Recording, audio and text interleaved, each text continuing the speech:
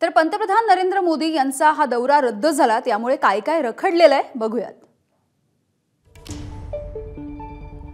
पुणे जिल्हा न्यायालय ते स्वारगेट मेट्रोचं आज उद्घाटन होणार होतं, मात्र ते रखडलंय। हवामान वातावरण सर्वोत्तम कार्यक्षमता प्रणालीचं उद्घाटन सुद्धा केलं जाणार होतं। सोलापूर विमानतळाचं सुद्धा उद्घाटन होणार होतं।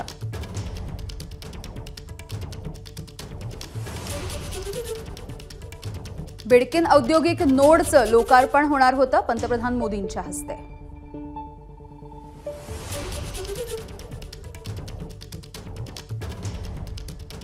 हजार E20 रिटेल आउटलेट्स यांचं सुद्धा लोकार्पण केलं जाणार होतं। देशामध्ये प्रथम सुरू होणाऱ्या 20 LNG स्टेशनचं सुद्धा लोकार्पण आज होणार होतं या दौऱ्याच्या निमित्ताने। मल्टिपल फ्युएल एनर्जी यांच्या स्टेशनचं सुद्धा लोकार्पण होणार होतं।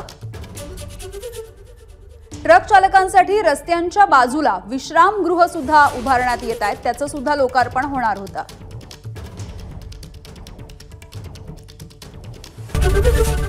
एबीपी माझा, उघडा डोळे बघा नीट।